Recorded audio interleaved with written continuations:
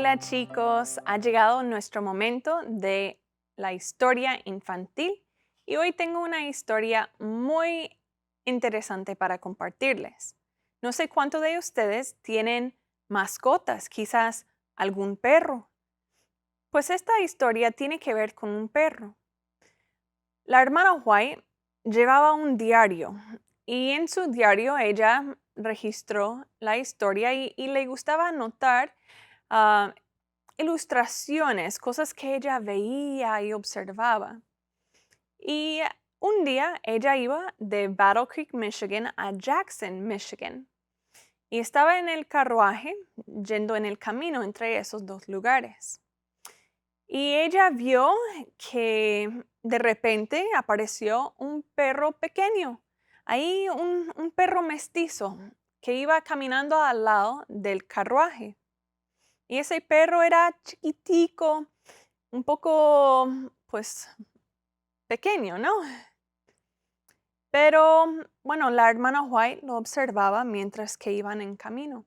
Y era un día hermoso, se sentía la brisa ahí montando en el carruaje.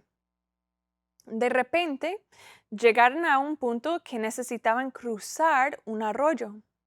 Y el arroyo tenía un puentecito.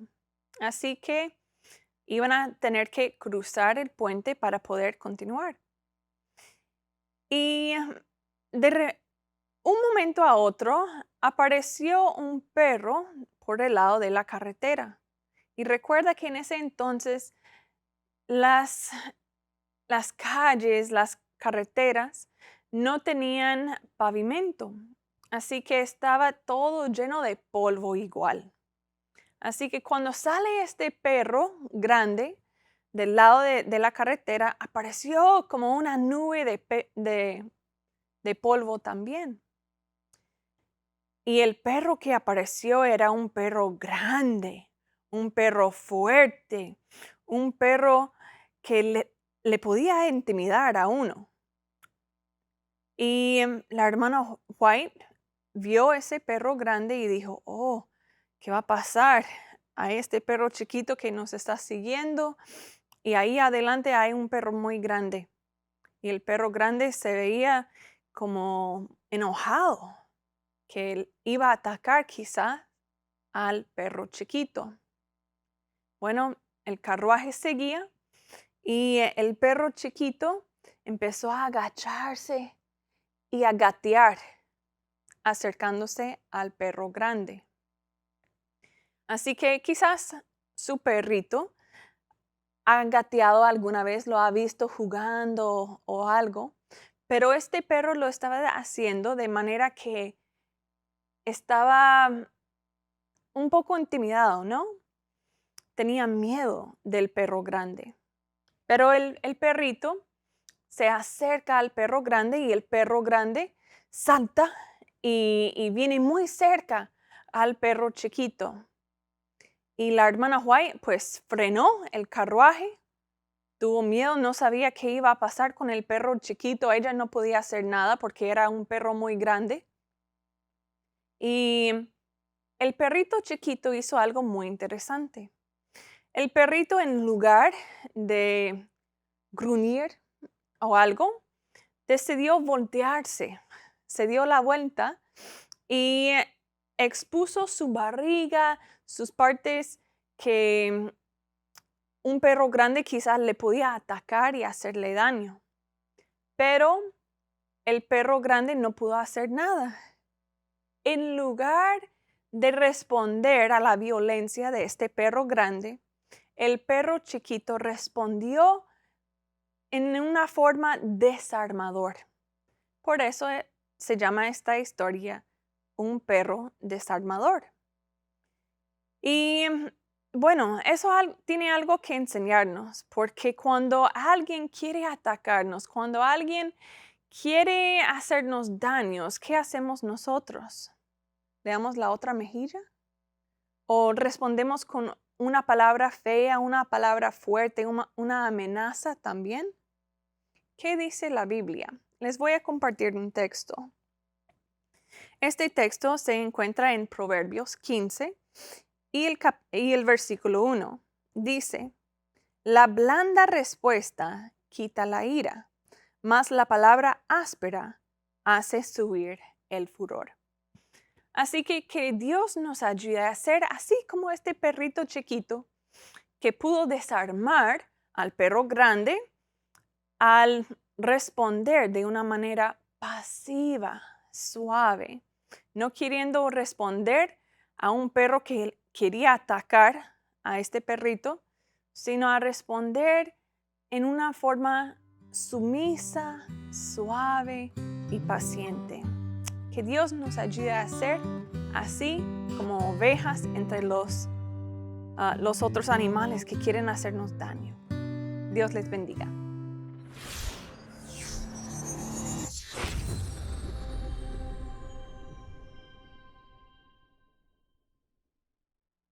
Queridos amigos, les quiero desear un feliz sábado en el nombre del Señor Jesucristo. Qué gusto poder estar con ustedes en esta hora de culto divino.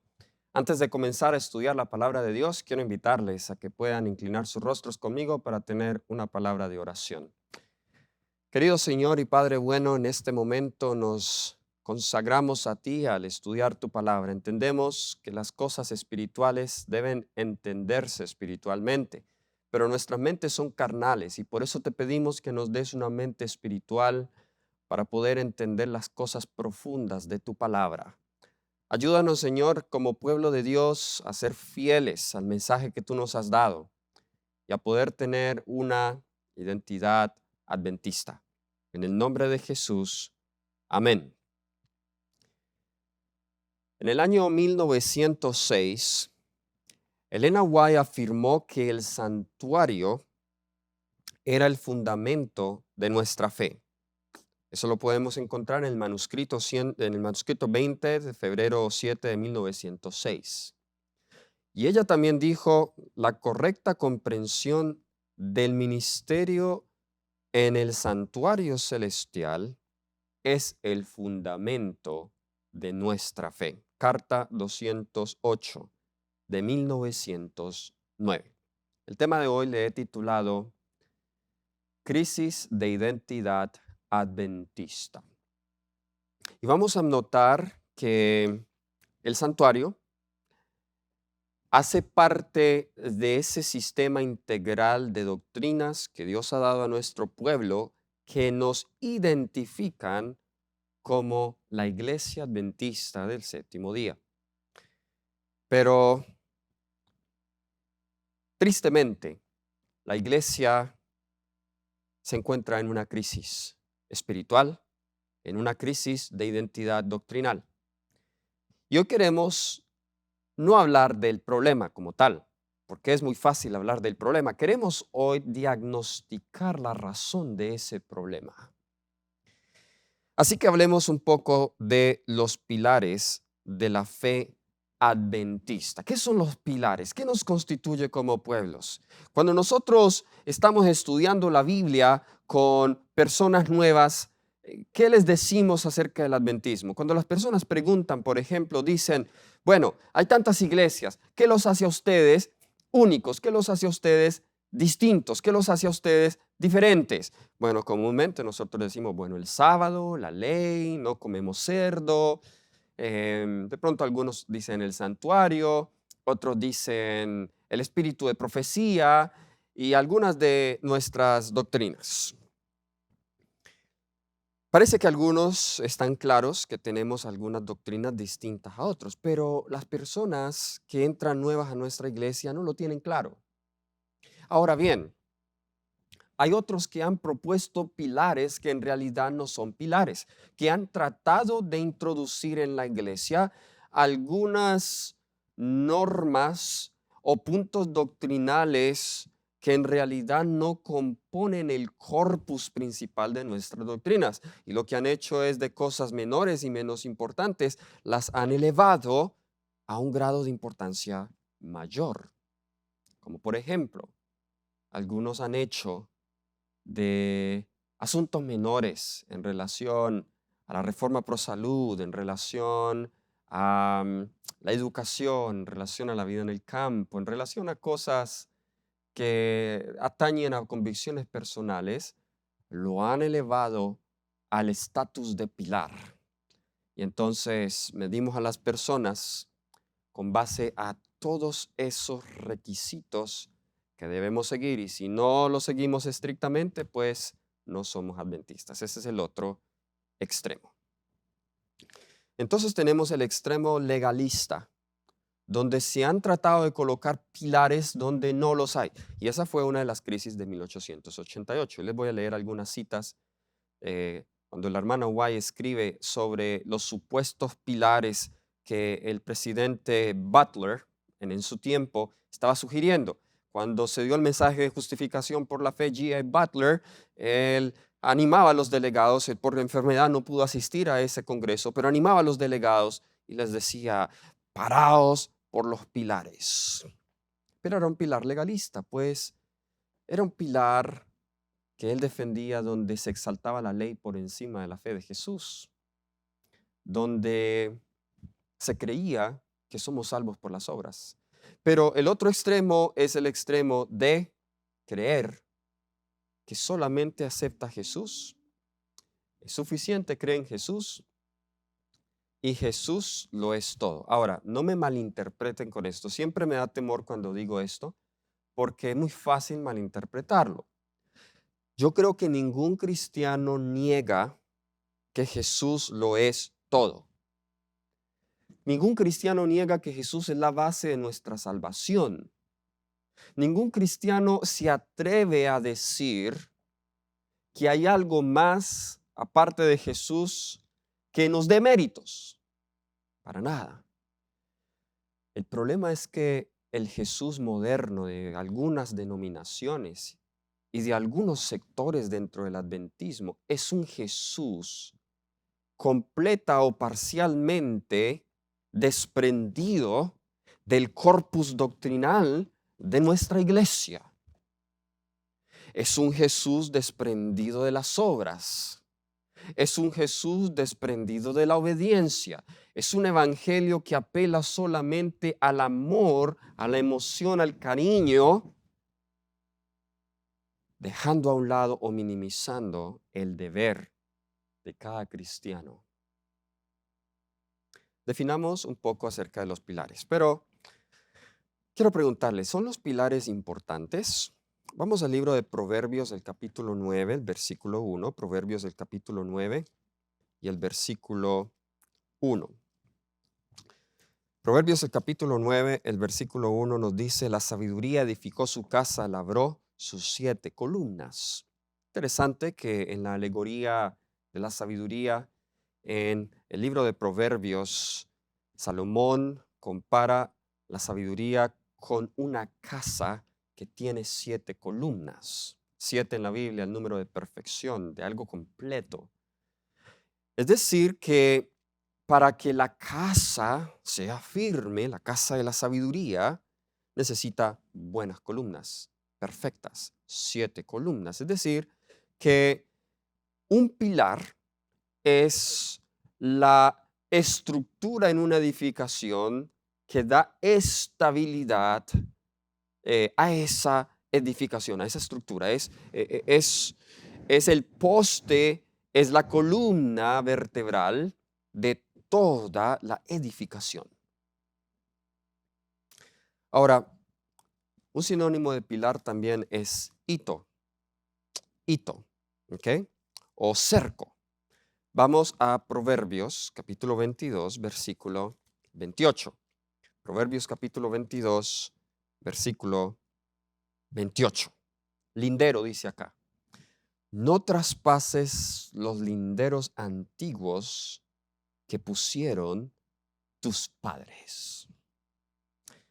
Así que Proverbios 22, 28 nos está diciendo que no debemos remover los linderos antiguos que nuestros padres establecieron. Ahora, hoy en el adventismo al menos hay 2 grupos. Un grupo que se aferra al adventismo tradicional, que comúnmente se llama el adventismo histórico. Hay un extremo de ese grupo y es que algunos han tenido la idea que como el adventismo más puro era el adventismo de los pioneros, entonces todo lo que los pioneros creían era la la versión del adventismo más pura. Entonces ahí están los movimientos antitrinitarios, por ejemplo. Si lo que los pioneros creían era la doctrina más pura, pues ellos eran antitrinitarios y por eso nosotros, que hoy creemos en la deidad de Padre, Hijo y el Espíritu Santo, pues somos católicos. Ese es el extremo del adventismo histórico. No todo el adventismo histórico cae en ese extremo, pero el otro extremo es lo que se le llama el adventismo progresista, donde un nuevo grupo dice, bueno, hay que corregir cosas del pasado. En el pasado había mucho legalismo, había mucha herejía, los tiempos han cambiado, necesitamos hacer la iglesia más relevante para el siglo XXI. Y comúnmente dice, bueno, se toma lo que nuestros padres y lo que los pioneros y lo que los antepasados hicieron, tenía una importancia histórica, hoy estamos en un tiempo distinto, dos extremos. No todo lo viejo es malo. No todo lo antiguo es malo. Hay cosas de la antigüedad, del pasado, que debemos corregir. Y vemos que el adventismo en realidad ha sido un movimiento de continuo crecimiento, donde vemos que aún la misma profeta Ellen White creció en su comprensión de algunos puntos de doctrina, como lo era la puerta cerrada, como era el tema del santuario, como era la reforma pro salud y algunas de estas cosas. Ella no lo comprendía todo al principio tal cual como hoy lo comprendemos, aún en su comprensión de la naturaleza y la obra del Espíritu Santo. Ella creció en su comprensión de eso. Así que en ese sentido hay que progresar, hay que ser progresistas. No quedarnos con lo que nuestros pioneros estudiaron, sino avanzar más y más. Por otro lado, el ser progresista no implica ni indica que yo rechazo lo del pasado. Más bien, como el apóstol Pablo dijo, yo coloco el fundamento, el que construye encima, pues debe construir sobre ese fundamento puesto. Los pioneros colocaron el fundamento bíblico. Jesús como fundamento, desde luego, pero Jesús en el corpus doctrinal, ¿ok? Así que es importante que nosotros tengamos eso en cuenta. Ahora, Dios dio a Israel límites linderos para que los distinguieran de otras naciones y lo hiciese una nación fructífera. Por ejemplo, vemos allí en Isaías 5, por falta de tiempo no voy a entrar en los detalles de este pasaje, pero en Isaías 5 vemos la parábola de la viña, donde se compara a Israel con una viña y donde dice, por ejemplo, en el versículo 2, le había cercado y despedregado y plantado de vides escogidas. Note, él acercó y el cerco de esa viña era la ley de Dios, lo que colocaba los límites que los distinguiesen de otras naciones. Los que tienen propiedad, usted tiene que colocar linderos, tiene que colocar cercos para delimitar su propiedad de la del vecino. Hay cercos que nos distinguen. Y el problema de la crisis de identidad adventista hoy es que algunos estamos un poco avergonzados o tenemos temor de definir esos cercos. Porque en la mente progresista moderna de algunos, colocar un cerco significa levantar un muro divisivo con nuestros hermanos evangélicos. Significa crear una barrera para que la gente venga a la iglesia. Esa es la mentalidad de algunos. Pero los cercos deben colocarse. Ahora, Dios ha colocado cercos a la iglesia adventista del séptimo día. Ha colocado pilares. No los debemos remover. Un pilar es importante. En el año 2018, ustedes recordarán, salió en las noticias, salió por el New York Times, el colapso de esta estructura principal, un condominio allí en la Florida. Está en las noticias, está en los videos donde el condominio completo colapsó. Y de acuerdo a los expertos, Se dice que una de las razones por las cuales esta estructura colapsó era porque tenía columnas averiadas y débiles. Qué interesante.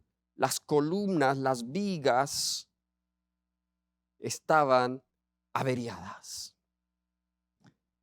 Cuando la columna, cuando el pilar está averiado, ¿qué vamos a esperar de la estructura? Lo más natural es que la estructura va a colapsar. Ahora, con esto yo no estoy diciendo que la iglesia adventista va a colapsar, pero lo que estoy diciendo es que es peligroso averiar los pilares y las columnas, porque esto puede llevar al colapso de nuestro pueblo. Definamos los pilares. Ellen White, en ocasión del Congreso de Minneapolis de 1888, recuerdan, Butler hablaba a los delegados: defendeos los hitos del adventismo. Bien, Ellen White escribe, ella dice, bueno, vamos a definirlos. Y esto está en un libro que se llama El Otro Poder. Antes este libro se llamaba Consejos para Editores y Escritores. Ahora se llama El Otro Poder. Página 30. Noten lo que nos dice la sierva del Señor. El año 1844 fue un periodo de grandes acontecimientos y abrió ante nuestros asombrados ojos la purificación del santuario, hecho que sucede en el cielo y que tiene una debida relación con el pueblo de Dios sobre la tierra. También los 3 mensajes angélicos presentan el estandarte sobre el que está escrito: los mandamientos de Dios y la fe de Jesús. Uno de los hitos de este mensaje es el templo de Dios, que su pueblo amante de la verdad vio en el cielo, y el arca que contiene su ley. La luz del sábado del 4º mandamiento brilló con fuertes rayos en el sendero de los transgresores de la ley de Dios. Que los malvados no tengan acceso a la inmortalidad es uno de los hitos antiguos. Y luego ya dice: no puedo recordar otra cosa que sea considerada como hito antiguo. Todo este movimiento acerca de cambiar los hitos es pura imaginación. Estaba en la imaginación del presidente de la Asociación General. Todo este movimiento acerca de cambiar los hitos es pura imaginación. Así que definamos. Ella menciona aquí 4 pilares. Algunos sacan 5, no importa. Yo encuentro 4. La doctrina del santuario, lo cual implica la purificación del santuario, el templo de Dios, todo eso está incluido allí. Juicio investigador. El mensaje de los 3 ángeles es el segundo. El sábado y la ley de Dios, el tercero. Algunos dividen el sábado y los otros la ley de Dios. No hay problema, es lo mismo. 4º o 5º, la no inmortalidad del alma. Esos son, dice la sierva del Señor, los pilares de los cuales yo tengo memoria. Esos son los pilares que Dios a mí me ha dado. No hay otros pilares en el adventismo. No, algunos han tratado de elevar otros asuntos, como dije al principio, que son pilares. No, ya dice, estos son los únicos que yo recuerdo. Ahora, de aquí se desprende, con esto no estamos diciendo que las 28 creencias no lo son. De aquí se desprenden las demás creencias fundamentales. Todo se desprende de acá. De manera especial vamos a ver que la doctrina del santuario es la columna vertebral. De donde deben salir es el sistema hermenéutico, de donde deben desprenderse nuestras creencias.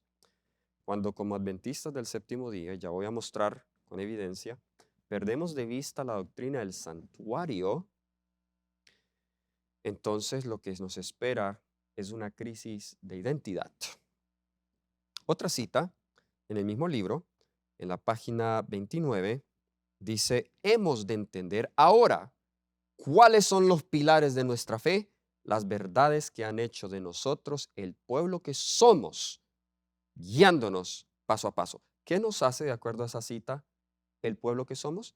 Ella dice: los pilares de nuestra fe. Eso es lo que nos hace lo que nosotros somos. Y no tenemos que ir a la iglesia, a los evangélicos para que nos digan cuáles son los pilares. Dios nos los ha dado a nosotros en su palabra. Somos reparadores de portillos, dice Isaías. Así que si los cercos durante el periodo de la Edad Media, que fueron derribados esos cercos, la iglesia protestante se levanta, repara algo del cerco, pero no lo repara todo. Nosotros somos llamados a terminar de reparar esos cercos, esos linderos, esos portillos que han sido pisoteados por el hombre de pecado. En el mismo libro, en la página 52, dice: debemos mantener los pilares de nuestra fe seguros. Los principios de verdad que Dios nos ha revelado son nuestra única verdadero fundamento. El santuario entonces sirve como nuestro modelo teológico para integrar las doctrinas adventistas. Me gusta mucho como lo dice ella en El conflicto de los siglos, en el capítulo de el templo de Dios. Dice: el tema del santuario fue la clave, la cual reveló el misterio del gran chasco de 1844. Y luego ella dice: abrió delante de nuestros ojos un sistema completo de verdad, conectado y armonioso, mostrando la mano de Dios que había dirigido al gran movimiento adventista y revelando el deber presente como se nos ha traído a la luz en la posición de su pueblo en este momento. Entonces, vemos que dice que la doctrina del santuario es un sistema completo de verdad. Y hago énfasis en eso, un sistema completo de verdad. Ahora voy a ir un poco teológico y lo que voy a compartirles a continuación, me he basado parte de eso en los escritos del doctor Fernando Canale, que es un teólogo sistemático de nuestra iglesia ya pensionado. Creo que sus escritos han sido uno de los escritos más claros al nivel de erudición en nuestra iglesia sobre la hermenéutica adventista, la crisis, la identidad adventista en relación al santuario. ¿Ok? Entonces, el doctor Canale propone varios modelos hermenéuticos. Algunos modelos hermenéuticos son basados en las tradiciones de la iglesia y las escrituras, como lo es muy común en algunas iglesias protestantes y en el catolicismo. Es decir, lo que es autoritario, lo que define la identidad, no solamente es la Biblia, sino la tradición. Otros recientemente pues han incluido no solamente la tradición, sino la ciencia o la experiencia personal de cada persona. En el caso de la iglesia adventista, el santuario representa ese sistema, esa estructura. ¿Qué es lo que hace la teología sistemática? La teología sistemática coge las doctrinas y ahora crea una estructura, un sistema por el cual se pueda entender esas doctrinas y seguirlas desarrollando. En otras palabras, es como el puente que une cada uno de lo que nosotros creemos. Ahora, Ellen White tiene también aquí en este libro de consejos para editores, El otro poder, en la página 53, y ya dice: en el futuro, engaño de toda clase se levantará y necesitamos terreno sólido para nuestros pies. Queremos pilares sólidos para la estructura. Ningún alfiler debe ser removido de lo que Dios ha establecido. El enemigo introducirá falsas teorías, tales como la que no hay un santuario. Tremenda profecía. Y luego ya dice: este es uno de los puntos en los cuales muchos dejarán nuestra fe. Y si tengo tiempo, creo que este tema merece una segunda parte. Posiblemente no voy a alcanzar a cubrir todo el material, pero no quiero ir de manera muy apresurada con esto porque es un tema muy importante. Pero vamos a ver que Satanás, aún desde el tiempo en que Ellen White estaba viva, ha hecho un ataque constante a la doctrina del santuario. Y ella predijo, falsas teorías entrarán como la doctrina de que no hay un santuario. Ahora, algunos hoy que creen en la doctrina del santuario, aún así niegan la existencia de un santuario literal en el cielo. Todo lo alegorizan, todo lo hacen símbolos nada más.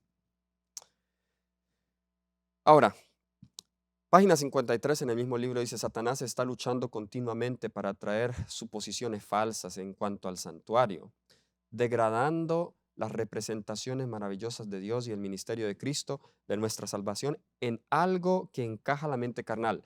Remueve su poder de los corazones de los creyentes y suple en su lugar teorías fantasiosas inventadas para invalidar las verdades del juicio y destruir nuestra confianza en las doctrinas que hemos mantenido como sagradas desde que se dio el mensaje del tercer ángel. Así Él nos robará de nuestra fe en el mismo mensaje que nos ha constituido como un pueblo separado y ha dado carácter y poder a nuestra obra.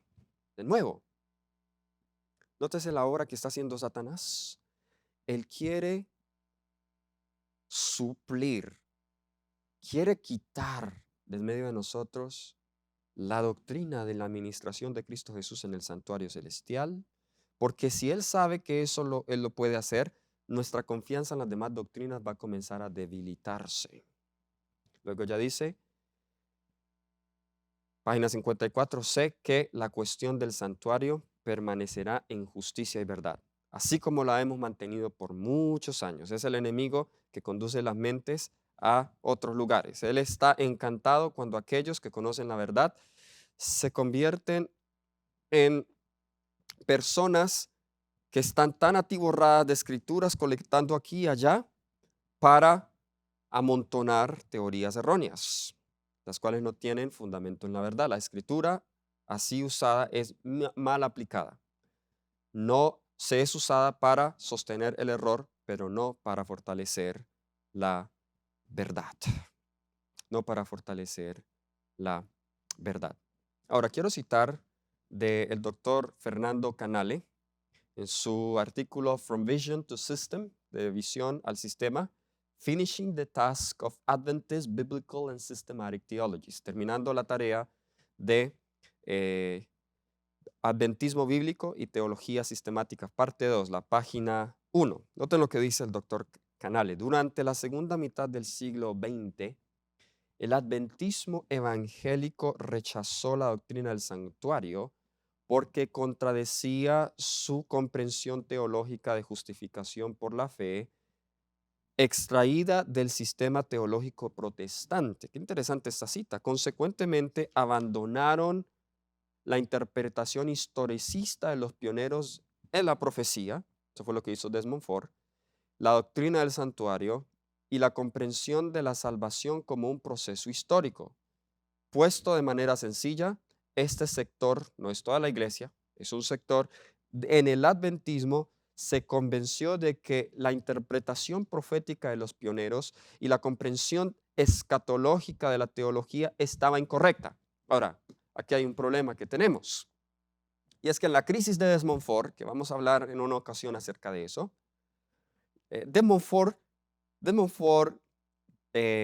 desafió al menos estos dos aspectos del adventismo. Desafió la escatología y desafió la soteriología del adventismo tradicional. La escatología tiene que ver con las enseñanzas del tiempo del fin, ¿ok? Las profecías, y en eso se incluye también la doctrina del santuario.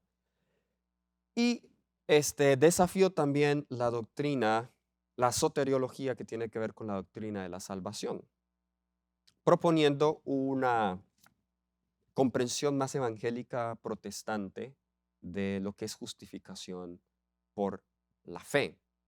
Ahora déjenme decirles, y de esto voy a hablar más adelante en más detalles, que Desmond Ford solamente fue un producto maduro de una crisis que ya se estaba viviendo en los 20 años anteriores a él, desde la publicación del libro de Questions on Doctrine, Preguntas sobre Doctrinas. Y es una reacción en contra de el ala legalista ultraconservadora que había también en nuestra iglesia. Tristemente, la historia del adventismo ha sido reaccionista en el aspecto teológico. Por eso no hemos podido encontrar el equilibrio. Entonces tenemos periodos de la historia donde parece que los conservadores son los que están llevando la batuta, se cometen errores bajo ese liderazgo, se levanta un nuevo liderazgo, quieren que las cosas cambien, reaccionan en contra, pero entonces ahora llevan la balanza para el otro extremo. Y aquí estamos de nuevo en una nueva generación reaccionista. ¿Por qué en vez de reaccionar en contra del otro extremo, vamos a la Biblia? Y si decimos que la Biblia es nuestro único fundamento y base de fe y práctica, ¿por qué no vamos allá? No tratando de defender mi agenda, sino permitiendo que la Biblia desarme mis ideas preconcebidas y nos enseñe. Nos enseña. Ahora, en el año 1999, en su libro Thinking Theologically, Pensando Teológicamente, Fritz Guy, otro teólogo de nuestra iglesia, revela la fuente monopolar de los pilares que ha sido ahora reemplazada por una fuente tripolar. Monopolar, una sola, la Biblia, pero ahora Fritz Guy propone tres cosas. Él dice que debemos hacer doctrina, debemos pensar teológicamente con estas tres presuposiciones: el evangelio, número 1, el contexto cultural, número 2, y la herencia adventista, número 3. Ahora, ¿cuál es el problema con esto? Bueno, el evangelio no se define claramente, pues el evangelio, deberíamos más bien decir las escrituras, ¿cierto? Pero él solamente dice el evangelio. Segundo, se está colocando la cultura y se está colocando las tradiciones y la herencia adventista al mismo nivel de la inspiración, y eso es peligroso. Fritz Guy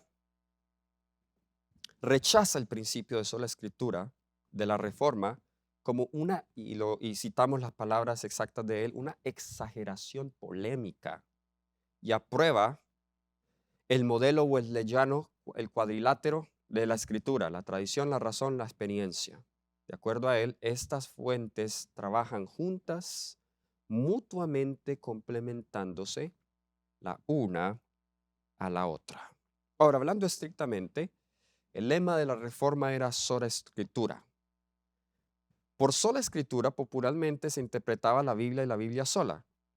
Dice él, ha sido una exageración polémica. Originalmente se dio con el propósito de oponer a la Iglesia Romana Católica, el énfasis en la autoridad eclesiástica de la tradición sobre formas correctas de interpretación de las Escrituras, pero más recientemente se ha sido usada para evitar cuestiones de conocimiento secular y de las tradiciones de nuestra fe. Ahora, ¿cuáles serían los problemas si nosotros aceptamos el modelo tripolar de Fritz Guy? Número 1, la experiencia mía entonces llegaría a ser igual o superior a la revelación. Entonces vamos ahora, muy común esto está sucediendo en círculos conservadores de sostén propio, independientes, y también en círculos denominacionales, que es la Experience-Driven Theology, teología de la experiencia. Entonces, si esta ha sido mi experiencia, si en mi comprensión del mensaje esto es lo que ha pasado a mí, lo hago una norma. Entonces debe ser así. No evaluamos mi experiencia a la luz de las Sagradas Escrituras, pero nos hemos vuelto muy subjetivos. Así es como lo dicen en los círculos conservadores. Bueno, esta gente que salió al campo y le fue mal y lo hicieron mal, miren lo que les pasó. Significa ese mensaje ya no es válido. Eso es teología de la experiencia. Usted está concluyendo basado en las experiencias propias, personales o de otros y no en la inspiración.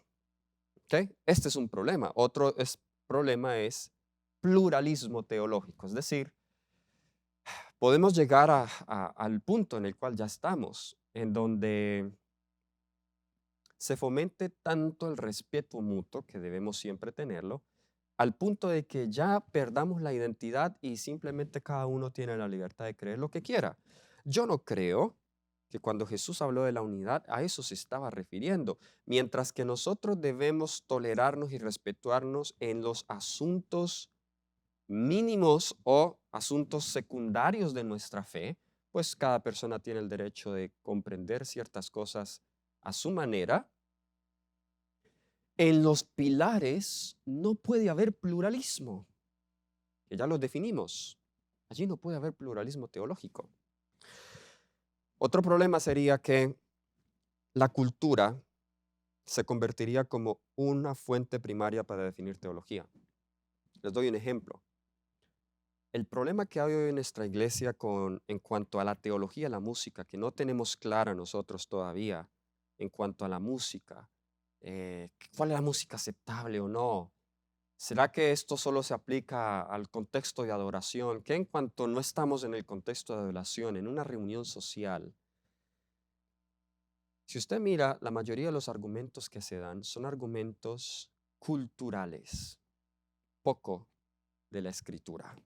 O si se usa la escritura, se tuerce.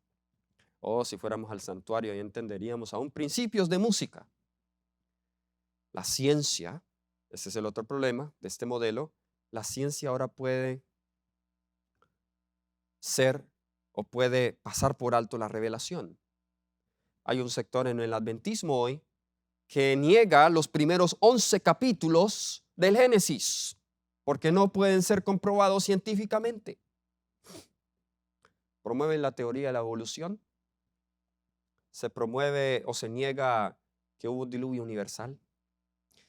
Y se coloca en tela de juicio relatos sobrenaturales como el gran pez que tragó a Jonás y historias similares, porque no es posible comprobarlo científicamente. Y muchos otros asuntos que estamos luchando hoy por posmodernismo, aborto, la agenda LGTBQI y las letras que se puedan añadir, todo esto lo estamos viendo como resultado de aceptar un modelo tripolar de inspiración. La comprensión del santuario en el adventismo, entonces es el asunto que nos ayuda a definir claramente nuestra identidad. Y déjeme ir terminando con algunos pasajes de la Escritura. Vamos al libro de Apocalipsis, el capítulo 3, porque allí vemos, Jesús había predicho que esta última iglesia, la iglesia de la Odisea, iba a ser una iglesia que tiene un problema de identidad. Vamos a mirar Apocalipsis capítulo 3, versículo 14. Y escribe el ángel de la iglesia en la Odisea, aquí el amén, el testigo fiel y verdadero, el principio de la creación de Dios, dice esto: yo conozco tus obras, que ni eres frío ni caliente, ojalá fueses frío o caliente, pero por cuanto eres tibio y no frío ni caliente, te vomitaré de mi boca. Y aquí está el problema de la identidad. Ellos creen que son una cosa cuando la radiografía divina les muestra que son otra. Porque tú dices, yo soy rico, me he enriquecido y de ninguna cosa tengo necesidad. Y no sabes que tú eres desventurado, miserable, pobre, ciego, desnudo. Una triste condición, y esto me incluye a mí personalmente. Últimamente he estado reflexionando mucho en el mensaje de la Odisea, porque nosotros decimos, sí, somos la Odisea, pero ¿quién tiene la humildad de reconocer su problema de identidad? ¿Quién tiene la humildad de reconocer qué es esto? Miserable, pobre ciego desnudo. Usted cree, pero no cree. Usted cree que es cristiano, pero no es cristiano. Usted cree que es adventista, pero no es. Y entonces, como está ese vacío, como hay algo que nos falta, entonces nosotros queremos llenar ese vacío. ¿Y cómo es que llenamos ese vacío? Queriéndonos parecer como los demás. Yo puedo dar una ilustración clara al respecto. Y con esto quiero terminar. Yo tuve 6 años de crisis de identidad. Desde la edad de 14 años hasta la edad de 20 años tuve crisis de identidad. Yo le llamé crisis existencial. No sabía por qué vivía. Y esa crisis es el resultado de un problema espiritual. Yo dejé la iglesia. Fue también el resultado de un problema intelectual. Estaba en la universidad y en el colegio me llenaron la mente de muchas teorías e ideas filosóficas en cuanto a la existencia de Dios y en cuanto a la razón, etcétera. Platón y estudiando todo eso, Aristóteles, Sócrates. Así que entré en una confusión que terminé incluso deprimido. No le veía sentido a la vida. Estaba vacío. Al haberme desprendido de Jesús, pues simplemente quise llenar ese vacío con otras cosas. Entonces entré a la música metal, entré a escuchar y andar con personas de no muy buena reputación y a escuchar cosas malas, porque estaba yo tratando de llenar mi vacío. Sí, hasta que Jesús me encontró en el año 2010, a la edad de 20 años, y resolvió mi crisis existencial. Nosotros como pueblo de Dios estamos en una crisis existencial. Necesitamos, como dice Apocalipsis 3, el remedio que es, versículo 18, vestiduras blancas para vestirte y que no se descubra la vergüenza de tu desnudez. Cuando nosotros tengamos esas vestiduras, hermanos, cuando las tengamos, vamos a poder ver claramente. Esto ya no va a ser un problema teológico porque tu mente va a poder discernir. Nadie dirá que necesita ser enseñado, dice el profeta, porque todos seremos enseñados de Dios. No te sentirás avergonzado de ser adventista del séptimo día, sino que presentarás el adventismo de manera atractiva. Y lo que hace al adventismo atractivo, déjenme decirles, no rebajando los principios de música, ni de vestimenta, ni de adoración, es reflejando la justicia y el amor de Cristo. Cristo es el único que te puede dar identidad. Y Jesús está conectado con todas nuestras doctrinas. Jesús como sumo sacerdote, santuario. Jesús como el que murió y el resucitó y venció la muerte. Ahí está la inmortalidad del alma. Jesús como nuestro descanso. Ahí está el sábado. Jesús como el dador de la ley, el legislador. Ahí está el mensaje de la ley. Jesús como el centro y el corazón del mensaje de los 3 ángeles. Jesús es todo. Sí, es todo en este marco. Hermanos, es mi llamado de corazón que vayamos a las Escrituras, pero que antes de entender esto teológicamente, lo podamos discernir espiritualmente.